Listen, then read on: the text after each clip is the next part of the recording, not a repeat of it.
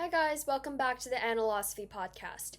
Today we're talking about Epicurus, a philosopher who lived more than 2,000 years ago and became fascinated by a problem that most people encounter every day without thinking very much about it. Human beings spend an extraordinary amount of their time wanting things.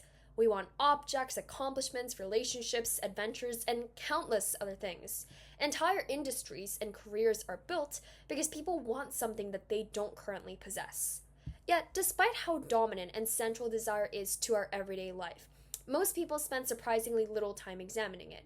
We usually focus on what we want rather than asking why we want it, or whether obtaining it will actually produce the result we expect. The reason Epicurus remains interesting today is that he approached happiness from a direction that feels almost unusual. When people discuss happiness, they often begin by asking what should be added to life. For example, what achievement should I pursue? What opportunities should I seek out? And what possessions would improve my current situation? Epicurus, though, became very interested in a different question. Before deciding what belongs in a good life, he wanted to understand the desires that impact human behavior in the first place. So, if people spend a lot of their lives pursuing things because they believe that those things will make them happy, then perhaps the desires themselves deserve closer examination. One of the easiest ways to understand his philosophy is to imagine somebody stranded in a desert. Imagine someone who has gone long enough without water that thirst has become the dominant fact of their existence. The mind narrows its focus because the body wants and needs something essential to survive. Every thought eventually circles back to the same problem, and water at that moment becomes more important than everything else because the need is immediate and also unavoidable. And now imagine somebody just walks up to them and say, here's a glass of water. Something remarkable happens then, because the closer the person moves towards satisfying the need, the less that desire begins to hold over them. After enough water, the desire gradually just fades back, and you don't really need water anymore because you're hydrated, and the body no longer demands more. The person doesn't immediately begin searching for a second glass, a third, a fourth, or a fifth. The desire reaches a natural conclusion because the need that created it has been satisfied. Epicurus thought that this observation revealed something very interesting about humanity. Certain desires possess limits built directly into their nature. They ask for something quite specific, and once that need has been met, you suddenly have this peace of mind, at least for a while. At first glance, this might sound pretty obvious and intuitive to be philosophically interesting. Of course, thirst can be satisfied, as well as hunger. But Epicurus believed that people often fail to appreciate how unusual the structure actually is. He wanted to note that not every desire behaves in this exact way. Somebody wants admiration, but what would count as enough admiration? Somebody wants status. What would count as enough status? Somebody who wants to be known, respected, influential, or successful. Where exactly is the point at which the desire announces that it has received everything it needs and just steps aside and has been fulfilled? The question then becomes a little bit difficult to answer then, because these desires don't seem to contain obvious stopping points.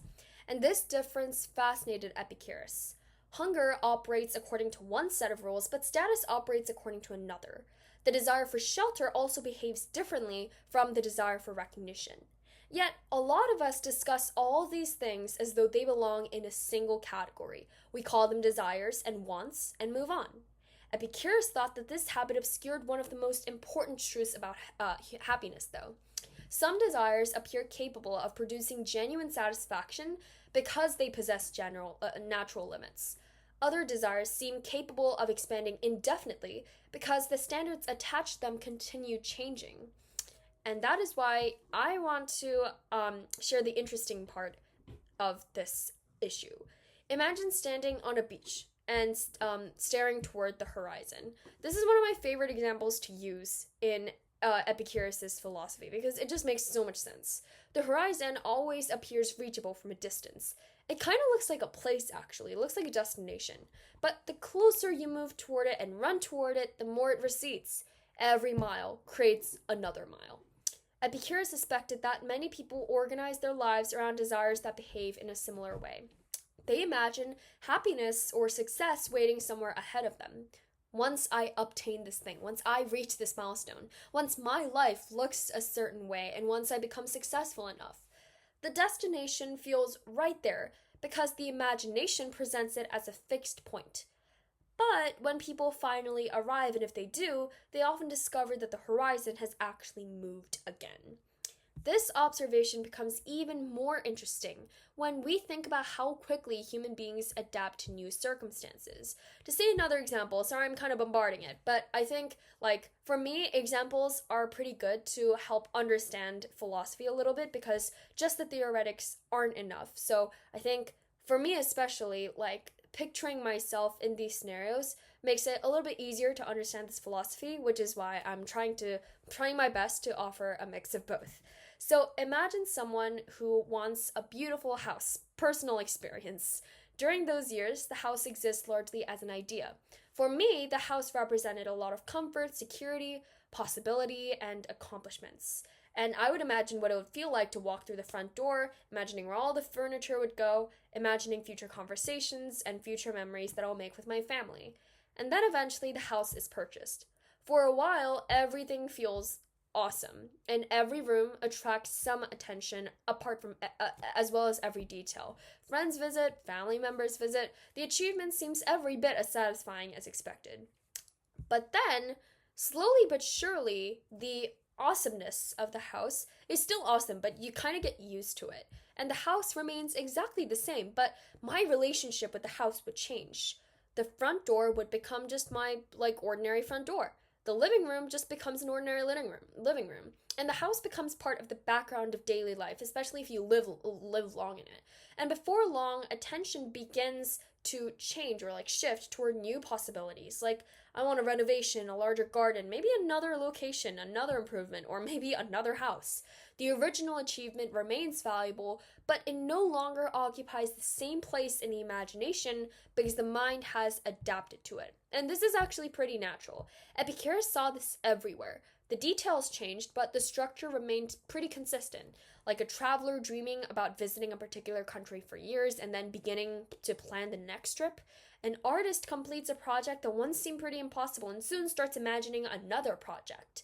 And none of these experiences are negative, but they really just show or convey something about the nature of desire. Human beings possess a very good ability to transform yesterday's dream into today's normal reality that we're already used to. Epicurus repeatedly encouraged people to perform this kind of examination. What are you looking for? What need are you hoping to satisfy? Is the thing that you're pursuing genuinely connected to that need, or has it become a substitute that merely appears connected to it? And these questions sound simple, but they can also become surprisingly difficult to answer. A lot of people spend a lot of time pursuing goals without ever pausing to examine the assumptions beneath the surface. And the desire feels kind of intuitive, so the investigation doesn't really start in the first place. And as always, please keep reading, please inquire, please read, and please always be curious. Thank you. Bye.